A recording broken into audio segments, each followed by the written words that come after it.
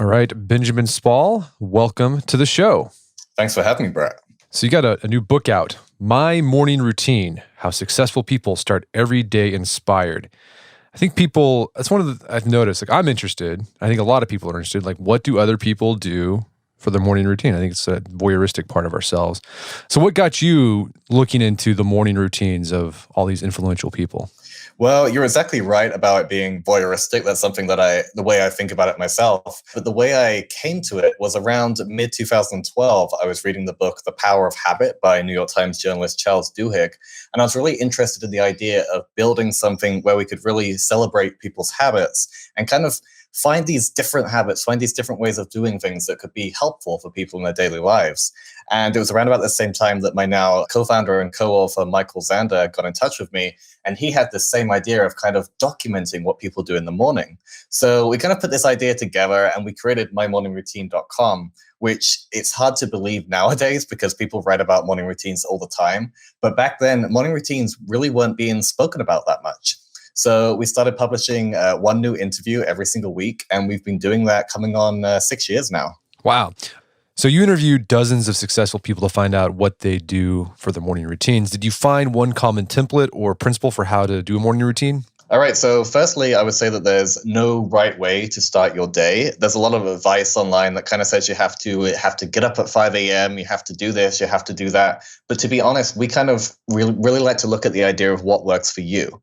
So interviewing people about their mornings for so long has shown me that it's possible to have a regular morning routine without being rigid and regimented about it.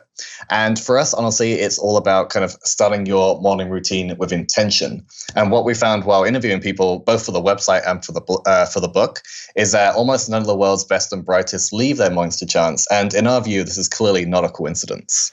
All right, so they were intentional about it, but there's a lot of variation. That's exactly right. They kind of started out with many people when they kind of want to begin their morning routine, they think of what they do. And we've had so many people come to us that say they don't actually have a routine. Whereas in reality, if we ask what they do every single day, it kind of is as a rhythm. You kind of get up, you go to the bathroom, you might go to the kitchen. And it's just kind of like adding little things into that rhythm. So you might want to add kind of meditation or a little bit of working out. But when you add things within what you're already doing, you can already build on what you have. Were you a big morning routine guy before you started this project, or did this was this a catalyst for you to actually start thinking about your own? Yeah, no, I really wasn't at all. I was kind of terrible. I would get up kind of at 10 a.m. This is back in my university days. And then after I finished school, I was a freelancer, so I can't get up at the same time. And so it was when I started the website, it was very much an idea of using this information that we were gathering both from friends and kind of more well-known people as the site went on. I was using this information myself to actually improve my own routine. And it has improved dramatically. And as we say in the book, you kind of have to hear the same things many times over to actually get the impact of it. So a great example of this is for a long time, I kept my phone in my bedroom, like right beside my head. And I would often wake up and kind of just stare at it, looking at Twitter, looking at email. But in reality, that's a terrible way to start your day. And it took me, I'd have to say, 2 to 3 years of hearing this advice from people we'd interview where they'd say, keep your phone in another room. And it took me 2 or 3 years to actually go through with that. So now I keep my phone in my kitchen, and it's a great way to actually wake up and kind of be more intentional about your day because you're not immediately grabbing that item first thing. All right. Well, let's get into the nitty-gritty of morning routines because this is the fun stuff. Let's talk about the very first thing you do in the morning, which is waking up. Now, you mentioned earlier, you see all these blog post articles about if you want to be a millionaire, you have to wake up at 5 a.m. When you interviewed all these people, and these are people who are successful in their respective fields, were most of them early risers, or was there a lot of variation what time people woke up? Yeah, there was a lot of variation. And to be honest, you really don't need to be an early riser to have a morning routine. And when we refer to morning routines in the book and on the website, we're really referencing the time between you waking up and either having to leave your home or transitioning to the next part of your day. And a great example of this is if you work a night shift, for example, your morning routine may start at 3 or 4 in the afternoon. And that's fine. That's kind of when you're waking up.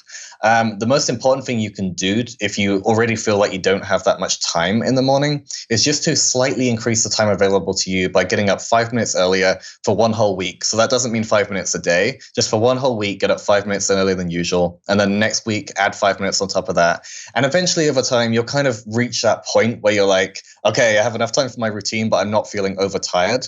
And that's a great way to kind of increase that space to allow more in there. Wait, so what was kind of the average wake up time for people when you interviewed them? Yeah, the average wake up time, I actually have this in the back of the book. Here we go. It was 6:24 a.m. So that is still relatively early, but it's not kind of like, 4 a.m. or 5 a.m. as many articles kind of suggest you should do. Right. And I imagine when you talk to these people, their wake up times changed based on their, different stage of life they were in. Yeah, totally. We mentioned this a lot in the conclusion as well, because it's really important to think when having a morning routine isn't something that you get to. It's not the case of you eventually get there and this is your routine for life. It really is something you change over time. You just have to make sure you're very deliberate with these changes. So, for example, kind of if you go from not having kids to having kids, you'll go from having kind of a lot of time to yourself in the morning to really not having that much time at all. And so your routine is going to dramatically change. And for this reason, we have a chapter on new parents in the book. But you do have these changes throughout your lifetime, and you just have to recognize, am I making these changes because it's necessary, because in the case of a new child or in the case of a new job, or are you making these changes because you're kind of falling back into an older rhythm? Hey, let's talk about extremes on the waking up. What was like the earliest that you can remember of someone waking up? And then like, what was the latest? Yeah, I'm sure we had it earlier than this. I think about 4 a.m. was kind of the average earliest, kind of like we would see that relatively often, but not all the time. And a great example of that was Stanley McChrystal, who's a former U.S. Army general. And he would often get up at 4 a.m. and he would go for a run. And it was a very intense morning routine, which, to be honest, I myself couldn't replicate. And I think maybe the latest, and this may be on the website, not in the book, kind of a 10 a.m., maybe or even 11 a.m. And that was sometimes, I think someone we interviewed, she just needed a lot of sleep. She personally needed about 10 hours of sleep every day. So that's why she woke up so late. And we also interviewed a singer-songwriter who gets up a little bit later when she's on tour. So I think that's a good point. Like, I think a lot of people, there's this pressure that you have to wake up early. Not necessarily. Just do what's good for you, right? No, that's exactly right. And like we are all different, and we do change throughout our lives. And if you really struggle to get up early, and if you're just going to be tired throughout your morning routine, it's much better to kind of get that sleep in, get completely rested before you begin with your day. All right, so let's talk about right after you wake up. What's something that you found a lot of the people interviewed that they did commonly, right, like immediately after they woke up? Mm-hmm. Yeah, so the best thing you can do, honestly, well, first of all, don't have your phone by your bed. But the first thing you can do is immediately get out of bed and just kind of do the same thing every day. So for many of us, we get up, we go to the bathroom, and then what do you do after that? So you could go to the kitchen, you could meditate, you could work out, you could even just put on your clothes and go to the gym. But the idea is to actually kind of do this same thing every day. And we talk about a lot in the book about the importance of keeping these things small and easy to accomplish. So if you start out and decide, okay, this week I want to start meditating every single day. If you tell yourself, I'm going to meditate for half an hour right after waking up, you are very quickly going to stop doing this, because even after the first day, this is going to feel like a lot of time that you're taking away from your morning and potentially even making yourself late for work. So we say keep things very short, like maybe a 5-minute meditation, a 10-minute meditation, just kind of that amount of time where it really is easy to get that in. And I would say in terms of staying on the wrong track, the worst thing you can do is really just kind of checking your email, checking Twitter, checking any website that you want to check first thing in the morning. It's just a terrible way to wake up. And when we interviewed her for the book, Arianna Huffington told us that a big part of her morning routine is what she doesn't do. And the main thing she doesn't do is check her phone. So it's really important just to kind of be in the mindset of kind of that feeling of calm that brings across from your sleep, and not kind of having all the information come into you straight away. Right away. Yeah, I've noticed whenever I check my phone first thing in the morning, like it sets I basically primed the pump for the rest of the day, where I'm just gonna be constantly checking social media, email, etc. But like when I don't, it sets a stage or a precedent where I don't do that more often. So like whenever I check my phone first thing, I end up being more distracted throughout the day. When I don't, I'm more focused. Yeah, totally. And it's hard. It's addicting. Like I sometimes wake up and I want to check what's on Twitter. I kind of, I want to have that little feeling of outrage first thing in the morning, but it's really not it's really not a great way to be. Yeah, increase that cortisol to help wake you up. Exactly. But with that said, you did interview a lot of people in the book where part of their job is, keeping on top of what's going on. And so they'll have to check email first thing in the morning because they might have, business going on in Asia and they need to know right away and maybe answer that email so they can take care of business. Yeah, no, totally. It's not a perfect system. And like many times if I have an early morning interview or a meeting, I do have to check that. And I guess there's probably some way around it where if you have an assistant, they could text you if something changes so you personally don't have to check it. But yeah, sometimes you really just have to, for the sake of your job, for the sake of your work, you do need to check it.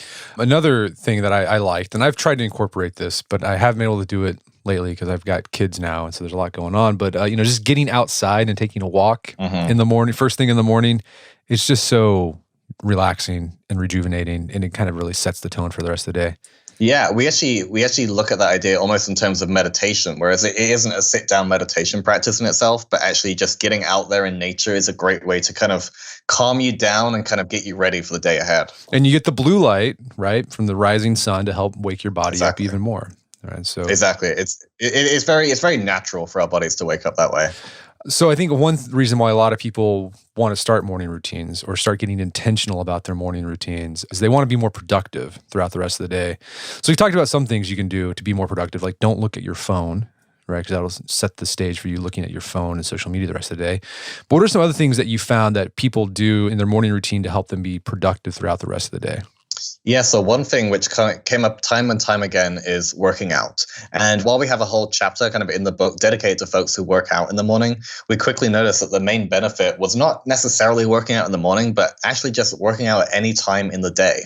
So many people we spoke with, including Bill McNabb, who is the chairman of the Vanguard Group, he works out at lunch, and I personally work out at lunch as well. And he gets that benefit as well. So even though it's very important to actually get that workout in to kind of, pump the iron, kind of fill everything going, just actually getting that in at some time of day is a great way to kind of improve the rest of your day. And one benefit to doing it in the morning is just making sure you get it in. So many people say that if they push it to later in the afternoon, later in the evening, there's a reasonable chance that work will run over, they'll get stuck in meetings, and they won't actually be able to do it. So that is one reason for doing it in the morning. And also working on a side project. So many people, especially right after meditating, they say that a great thing to do is work on a side project. And this book itself was a side project of mine for a long time. So actually having that time in the morning to work on something that is outside of your job, it's outside of what you do every single day, is a great way to spend that time. No, that's some good stuff there. So I took advantage of that when I was first starting the Art of Manliness. I started when I was in law school, and law school, you're there from 8 a.m. to 8 o'clock at night. It's basically a full-time job. So if I wanted to get work done I had to do it for I'd wake up at 6 and work on the blog for an hour or two and then go to school. And that's how I did it for the first year or two. Yeah, no, it's a perfect time to actually just get in that work that you really feel that is important to your life. Because as kind of with the working out example, when you come home from a long day of your job, you're kind of not going to be feeling in the mood to kind of get back in front of a computer again. Yeah, and with the working out, what I love about the book is that you have these at the end of each section, you have the reversal section. So you kind of flip the switch and hey, maybe you don't have to do this in the morning. Yeah, and with the working out, I found for a while I was working out first thing in the morning just so I could get it done. But I found that, I do barbell training, and just when I first thing in the morning, I'm super groggy, my joints are still creaky, my muscles aren't warmed up. So it's just really hard. My workouts were terrible. And then also when I had a terrible workout, things didn't go according to plan, I would just be in a cranky mood for the rest of the day and just unmotivated and distracted thinking about, man, I should have gotten that. Right. So I finally just switched to after work, and it's a lot better. I don't have to deal with that anymore. Yeah, no, we stole the reversal idea from Robert Greene. He writes the power books and those books that are great. But yeah, the idea was a lot of people, when we interviewed them, a lot of people were telling us one thing, but then, maybe 10%, 25% of people would be telling us something entirely different. So we kind of wanted to bring that in. We wanted to make people feel that we're not just telling you one way to do it. We're saying this is how the majority of people go, but if you want to go this way as well, that really works. Well, on the same theme of productivity, Did you find a lot of people would kind of create a to-do list or look over their calendar first thing in the morning after they did meditation or working out? Or was that something they did the night before? I would say the majority of people did it the night before, and that's also what we recommend. It's what I personally do. And the reason for that is you kind of, the night before, well, maybe not the night before, but kind of just as you finish work, is the perfect time to know what you need to be doing the next day, as opposed to in the morning where you kind of, you kind of may have grander ideas of what you can get done that day. So definitely kind of before you finish work, I schedule things. I make sure like everything's in the calendar for what I'm particularly doing. And I also make a to-do list, which kind of generally the items near the top are the more important items, but sometimes there'll be stuff down there that gets moved up. And that is a great way to it's very simple, but it's a great way to just actually make sure you know what's ahead of you. Even if you don't get it all done, it's good to actually know what's coming up. All right, so that's a good point too. To have a good morning routine, it also pays to have a good after end of work routine or evening routine. Yes, no, totally. We spoke to many people who actually their evening routines are more impressive than their morning routines. And one of the ways in particular that people like to kind of jump on the idea of an evening routine is kind of to lay out their clothes for the next day. And this can be done in two different ways. So many people, if they're working out in the morning, they like to lay out their workout clothes. And the idea there is you see them in the morning and you're much more likely to actually do it, especially if you put the shoes and everything in place. You see it and you know that is what you need to do. But some people, they just decide to put out their regular outfits. And the idea there is to defeat decision fatigue. So, there's many studies about this, but generally in the morning, we have a certain amount of decisions we can make a day before we kind of get a little bit groggy and we struggle to kind of make the choices that we know are important to us. So when you have your outfit picked at nighttime, it may be a little bit difficult at night to make those decisions, but in the morning, you kind of don't have to make that decision then. And another thing people love to do in the evening is just clean up around their house. So some people, I've been this way myself, but some people don't really mind it to be too messy. But for many of us, it's great to actually just make sure the kitchen is clean, the general bedroom area is clean, so we don't wake up to a mess. And I've definitely been in the situation where I've woken up and the one pan I own is at the bottom of the sink, covered in mess. So it's a great way to actually make sure that you have what you need for breakfast. And I would say that the biggest kind of game changer to improve your evening routine is just to make sure that you allow enough time for sleep. So many people I speak with, if they come up to me and ask me how can they improve their morning routine, I will often ask them how many hours of sleep they get typically or the night before. And often this number is much lower than I would expect. To be 5 hours, maybe even 5.5 or 6 hours. And to be honest, most of us need between about 7 and 9 hours of sleep a night. And often when I say this, I like to really caveat to say, just because I say 7 and 9 hours, it doesn't mean that you're a 7-hour person. You could just as easily be a 9-hour person. So I personally need about 8 hours of sleep a night. And if I don't get that, I kind of struggle. And so that's a great thing to do with your evening. If you feel like you have to get up early or you just don't have time in the morning, just make sure you get enough sleep, especially just before you need to go to bed. And as that helps you kind of increase the quality of your morning routine the next day. Gotcha. And speaking of laying your clothes out, you even interviewed people where they actually wore their workout clothes to sleep in. And so as soon as they woke up, they were ready to work out.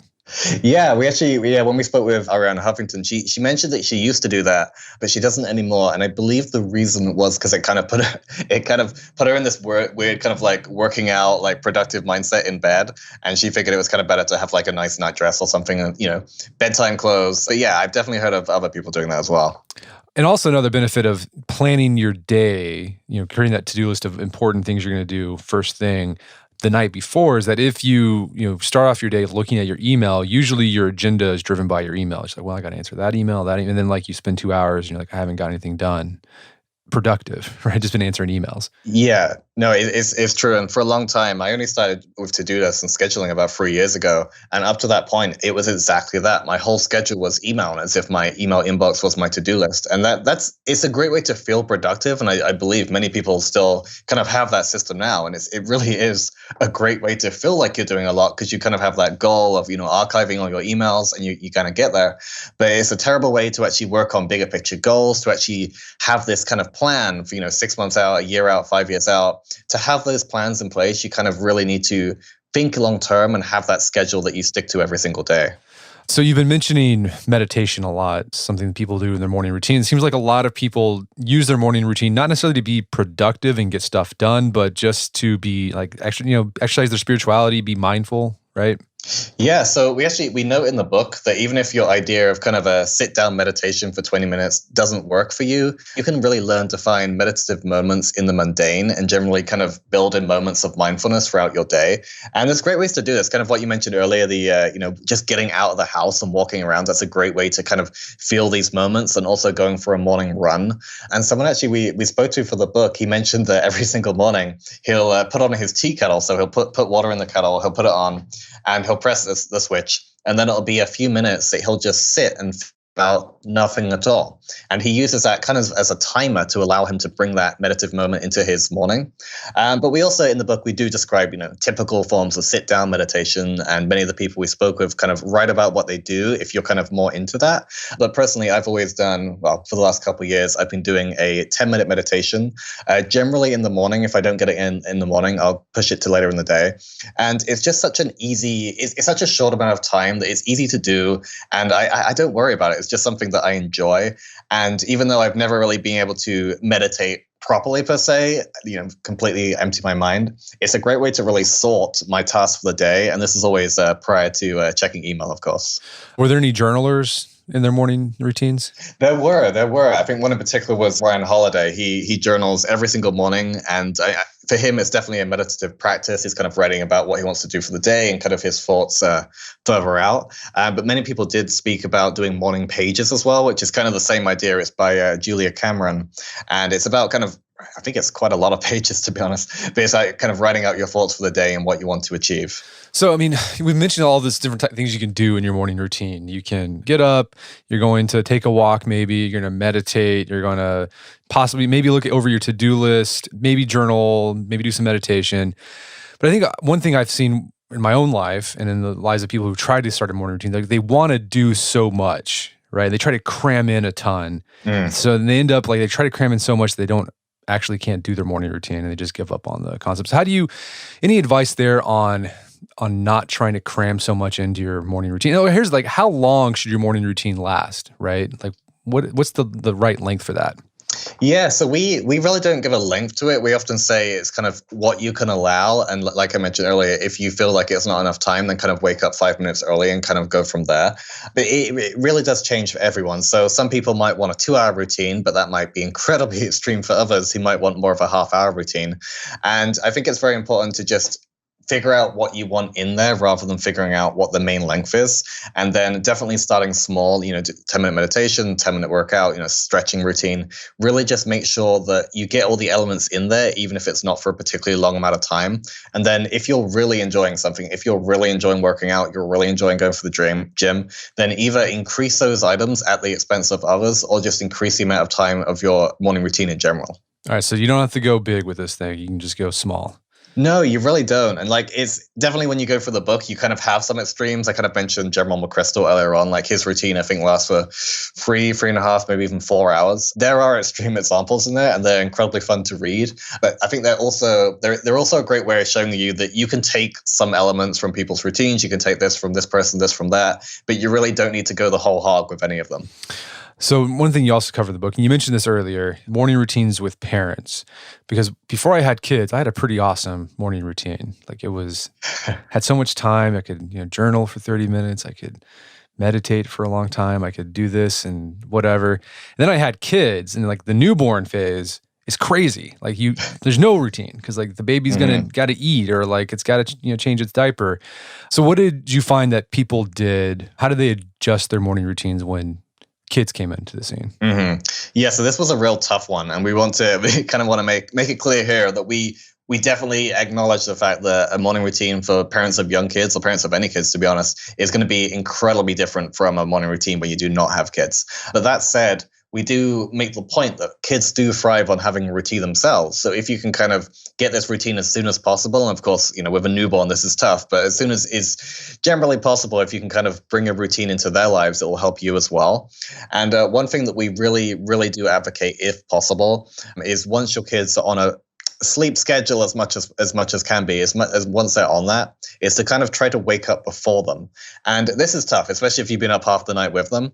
But when you wake up before them, you kind of have this little bit of time, and it could just be 15 minutes, half an hour, in which you can kind of do some stuff for yourself before you have to kind of get on with the day.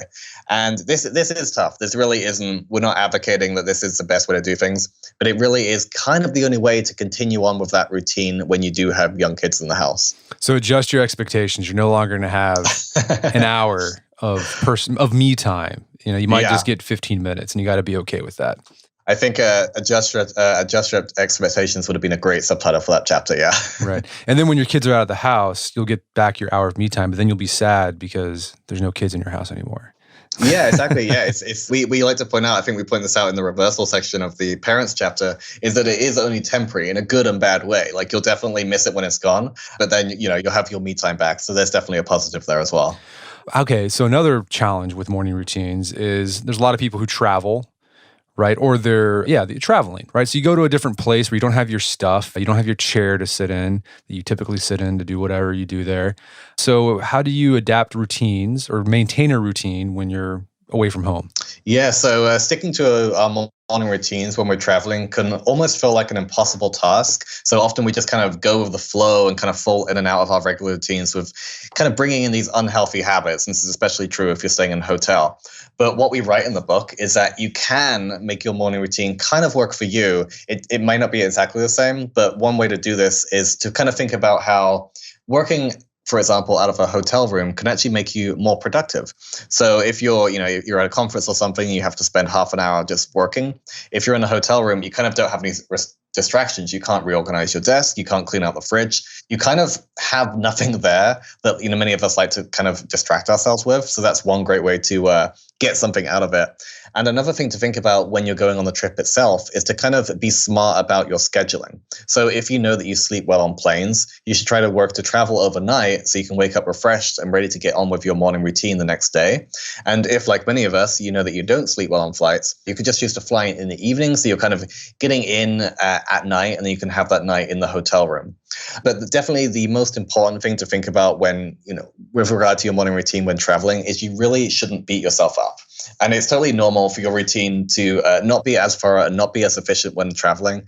But this is tough. You just need to allow for these inefficiencies and just know why you're there. Know, you're traveling for work, you're traveling for vacation. Know why you're doing it, and kind of just set that aside and just worry about it when you get home. I thought it was really interesting for the extreme travelers, people who were traveling all the time. They had like different morning routines based on which city they were in, right? Because they go to the cities regularly, so they've been able to establish a routine. So they know, well, if I'm in Chicago, I'm going to go to this place and do this thing before I get going to work. If I'm in New York City, I do this or that. If I'm in Dallas, I'll do this or that. Yeah, that was pretty fascinating. And I totally see how that works. If you do have the kind of job where you are in 2 or 3 different places quite frequently, then you can kind of create real morning routines in these places. But if you're traveling, it's kind of more sporadic and kind of more into random destinations, then definitely kind of have the idea of what you can do in a hotel room or what you can do in an Airbnb or wherever you're staying, and kind of just go from there. Yeah, the hotel thing, the hotel trick. I have found, I've done this. This has like nothing to do with morning routines, but when I've had a lot of work and I got to get a lot done and I need no distractions, I will actually go to a hotel here in town, pay $100 and just work, because no one knows where I'm at, and I can just, I've just complete distraction-free work zone. Yeah, I guess partly distractions, and also the fact that you've paid that money and you kind of want to get something out of that payment. Yeah. The most extreme version of that, I heard there's some guy who he needed to get a book done, and so he bought a round trip ticket to Japan. And he just wrote the entire time there. And then as soon as he got to Japan, he got on the plane back and wrote it. I think he paid like $2,000, but he got the book done. Oh my God. Yeah, you would want an upgrade for that. You would not want to do that in economy. Right, no. So those are extreme tactics. Those are one of those things where it's just interesting to know about. You might not do. So yeah, you mentioned this about being flexible with your morning routines, because I think a lot of people think, okay, I got a morning routine. I have to stick to it always for the rest of my life. And if I miss it, like my day is ruined. But you guys say, no, you shouldn't have that attitude towards it. Yeah, no, that's totally right. And like we have this question at the end that we ask every single interviewee, both in the book and on the website. And the question is, what happens when you fail to follow your morning routine on any given day? And it's interesting because while some say that this messes them up for the entire day, the vast majority of people who answer this question say that they kind of really let it slide and they just make sure that they get back to it the next day. And that's kind of like the crux of the book. And the most important thing to think about is when you have a routine, you can do it every single day, but do not beat yourself up if you miss a day. And I always like bring up the example of Jerry Seinfeld. He had this example of when he's writing jokes, he has this big wall calendar. And every single day that he writes a joke, he'll put a big red X on that day. He calls it a chain. And the point of the big red X is to say that he wrote a joke that day. And then he says, your main goal now is to not break that chain. So just to make sure you get a big red X in the day every single day. And while this is a great idea, it's a really great way to make sure you get your writing done, you get your work done, whatever you want to get done. It's terrible if you miss a day and you kind of feel like everything has gone wrong and you can't continue anymore.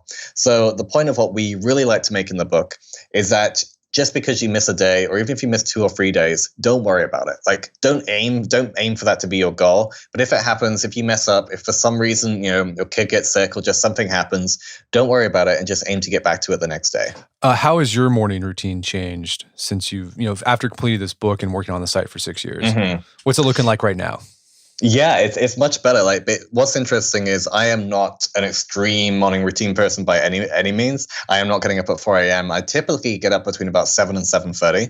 And, once I get up, I'll go to the bathroom and then I'll come into the kitchen. And then I typically do a 10-minute meditation followed by about 10 or not many, less than I should do, jumping jacks and then some push-ups. And then I just make breakfast for my wife while she gets ready. And then during this time, I don't check my phone. So my phone would have been on airplane mode in the kitchen overnight. So I don't check it unless I have a meeting, but for the most part, that's okay. And then we just sit and have breakfast together kind of slowly, and we just talk about the day ahead. And the great thing about this routine is she has her space. She's allowed to get ready, while I'm in the kitchen making breakfast. And then in that time when we're speaking, we're not talking about the news. We're not talking about, what someone just did in the press or something like that. We are just literally sitting down and talking about our days. And it's a really relaxing way to start the day, especially when you consider many of our lives nowadays, which is just, being inundated with emails, being inundated with things to do. It's a really nice way to continue on the calm of the night into the morning. Right. So morning routines can be a way to connect with those you love. Oh, totally. Yeah. It's many people we spoke with, especially those with families, with young kids, just really talk about the importance of just, if they can, often people have to leave early, but if they can, just having breakfast together, having that moment of connection. Because for many people, especially with younger kids, you may come home and they're already in bed. So just having that time in the morning is a really great way to connect and really great way to be together as a family. I'm curious, did you come across any routines that really didn't seem like a routine? Where like they were just like, it's not what a typical morning routine you think it would be a morning routine. They just, I don't know what I'm trying to ask here. Yeah. It was like completely random, right? Yeah, we've definitely had a few of those on the website. I think none of those really made it into the book because on the website we've published close to just over 300 routines now, and there's 64 in the book, many of which are brand new. The majority are brand new for the book. But yeah, we do interview people sometimes, and it's fascinating. So what they talk about is great. So we do publish it, but I'm not sure if that's entirely what you would do every day. All right, so if there's like one thing someone can start doing today to make their morning routine better tomorrow, what would be that recommendation? Like it's a lot of ROI, but it's super easy to implement. Yeah, so I would say the best thing, and this is kind of, outside of the box, but the most important thing is to just make sure you get enough sleep the night before. And like I said, so many people come to me, they say they don't get enough sleep, but they wonder how to improve their routine. That really, truly is the answer, because if you're tired, if you're just constantly groggy, you're constantly lacking in sleep, you are not going to get, you could have the best morning routine in the world. It could have all these exercise elements that you could meditate, you could do all these things. But if you're sleepy while doing these things, you're really not going to get the most out of it. So definitely the number one tip is to just make sure you're not tired in the morning. Well, Benjamin, is there some place people can go to learn more about the book and your work? Yeah, so you can order the book right now by going to mymorningroutine.com/book, which has links to Amazon and everywhere else. Or you can head to your local bookstore, Barnes & Noble, or anywhere that books are sold. And you can find me personally at benjaminspall.com and on Twitter and Instagram at Benjamin Spall. Fantastic. Well, Benjamin Spall, thank you so much for your time. It's been a pleasure. Thanks for having me, Brett. It's been great. My guest today was Benjamin Spall. He is the co-author of the book, My Morning Routine. It's available on Amazon.com and bookstores everywhere. You can find more information about his work at mymorningroutine.com. Also, check out our show notes at aom.is/morningroutine, where you can find links to resources where you can delve deeper into this topic.